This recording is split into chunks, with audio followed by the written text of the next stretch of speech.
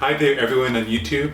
Welcome back to another episode of Cooking with Jeff, the 360 Chef, where I take you on a tour of a recipe in 360-degree virtual reality. If you're watching this video on your desktop computer, you can drag your mouse on the screen to look around the room. If you're using a phone, you can move your phone around or drag your finger on the screen to look around the room. And this video can also be viewed in popular virtual reality headsets such as the HTC Vive and the Oculus Quest. So without further ado, let's get on to the recipe. For today, we're going to be making a recipe which is a beef barley casserole made with mushrooms, and it should be very delicious. It's the first time I've made it, so it'll be interesting, and I'll put the link below to the cookbook where I got the recipe from. It's for two guys from England who make great recipes for Instant Pot. And we're going to be using the programmable electric pressure cooker called the Instant Pot for today's recipe. And so the Instant Pot, I will talk about it in a future video. It's a wonderful tool for making food fast with a lot of flavor, and I definitely recommend it. So without further ado, please come a bit closer and we'll look at the ingredients for today's recipe. Alright, so if you have a look down here, you can see we have some ground beef, some vegetable broth, around 2 cups, 3 cloves of garlic, peeled and minced, 1 cup of pearl barley, 2 tablespoons of butter, some salt and pepper, about half a teaspoon of each, 1 large tomato cut up into pieces, and 1 package of mushrooms sliced. I'm using white mushrooms, but the recipe also calls for cremini mushrooms. And the recipe also calls for onion, but unfortunately we forgot to buy onion today, so I'll be making a dish without onion. So this will be having a slightly different flavor, but definitely if you have onion, you can throw it in as well. So the first step is we're going to take our Instant Pot and put it on saute mode on normal heat. So push saute and then push the button again until it says normal. Now while it's heating up, we're going to add our butter. I'll pop that in, and in a few moments it will start melting. So that butter is starting to melt. Now after the butter is melted, that is where you can add your onion. And it's about 1 onion chopped up, and you would basically saute the onion for about 3 minutes. But because we don't have onion today, I'm going to go directly to the next step, which is to add the mushrooms, but I'll first wait until the butter is all melted in the bottom of the pot. So our butter is melted, so I'll add the mushrooms.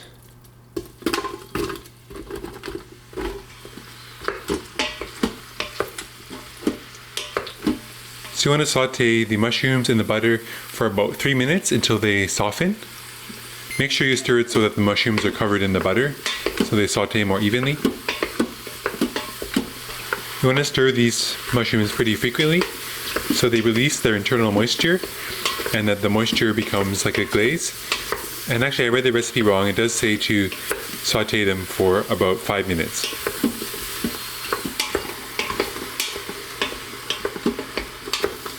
Those mushrooms are starting to smell really good. So have a look at the mushrooms. You can see that they've started releasing their moisture, and we're just going to wait a few more minutes, a few more seconds for that moisture to start evaporating until the bottom of the pot becomes like a glaze. Next we're going to stir in our garlic and let that saute just for maybe 10, 15, 20 seconds. Next we'll add our ground beef, and we'll just break it up into smaller pieces and give it a stir into the mixture of the mushrooms and the garlic. I'm going to saute that beef for about 2 minutes until it's no longer pink. For herbs today, we have a nice blend of herbs. We have thyme, rosemary, and sage. So we're going to be adding those herbs in just a moment. Next, I'll add the tomato. We'll add our herbs, our salt and pepper, and our broth. Give everything a stir. Now to prevent the Instant Pot from burning on the bottom, it's important to have a layer of material on the bottom, such as this tomato, beef, mushroom mixture. And you want to keep all the starches off the bottom of the pot.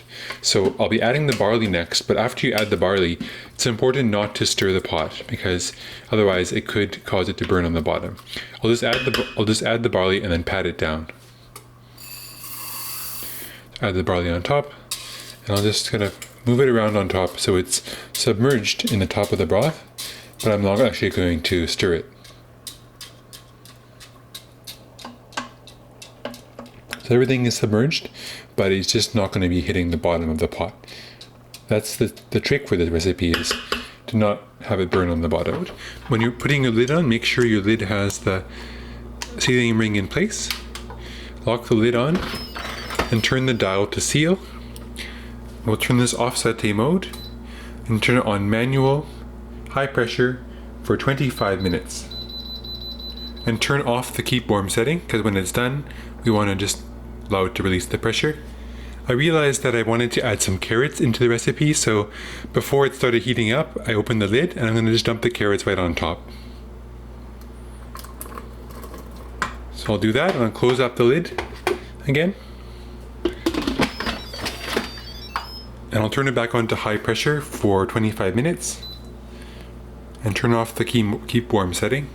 It starts warming up all the ingredients inside the pot, and eventually the moisture, the water in the chicken broth or vegetable broth you added will turn into steam and will start building up the pressure inside the pot. The valve on the top will start rising, and then once the valve reaches the top, the pot will start building up pressure more rapidly until it reaches the cooking pressure. At that point, it just needs a bit more heat to keep it at the cooking pressure, and it will cook for the time that you set, which is 25 minutes.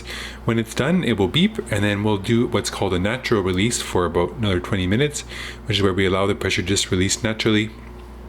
And then if we want to just speed up the process along, we can do what's called the quick release to release the rest of the pressure. Just a moment ago, the valve on the top of the Instant Pot rose to the top, and that's a really good sign. That means that there was enough steam generated in the pot that it's now building up pressure, and it's going to be able to reach its final cooking temperature and pressure inside the pot. The Instant Pot now shows 1 minute remaining. That's great, so that means it will finish its pressure cooking cycle in 1 minute. At that point, we'll unplug the Instant Pot from the wall and allow it to do a natural release of the pressure for 20 minutes. Alright, so 20 minutes is up. Let's turn the knob on the top of the Instant Pot to release the rest of the pressure.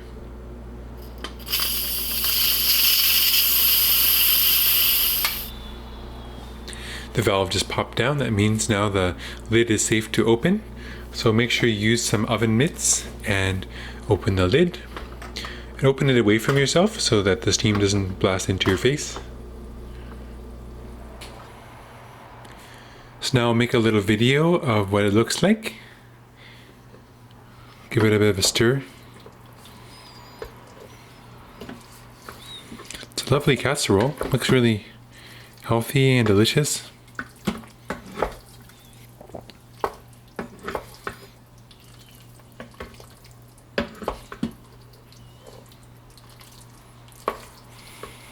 So we'll just let this sit for 5 minutes to allow the flavors to combine. I'll just put the lid on just askew like this so it doesn't cool off too much, but allow the steam to escape a little bit. So now I'll make a little video of the serving.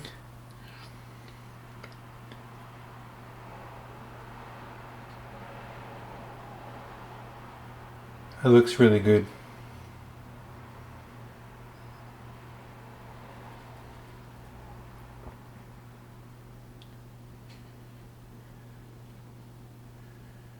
Very nice. Alright, so here's the taste test of the dish. It looks really amazing. Have a look down there. Wow. I know it's very hot, so have to be really careful. Let's try a little bit of the mushroom. Looks really good.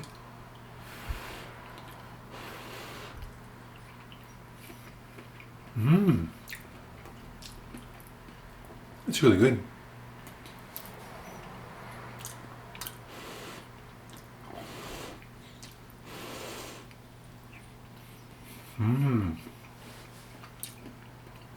It's totally delicious. Wow. The flavors of the fresh herbs are just outstanding in this dish. I have to say, this is one of my most all-time favorite recipes I've made so far in the Instant Pot, mainly because of the flavor. and the texture is really good too. So definitely a really good success, the beef, barley, and mushroom casserole in the Instant Pot with fresh herbs. Hope you make it home and give it a try. Let me know what you think of it. Definitely find it worked out very well, even though I didn't even have any onions, but I added a few extra fresh herbs and a bit more tomato and mushroom. Wonderful dish, and I hope you enjoy it. Have a great day, and bye-bye for now. For more videos from me, 360 cooking videos in the kitchen, please visit my website geoffmobile.com or geoffmobile on YouTube. Hope to see you again soon. Bye for now.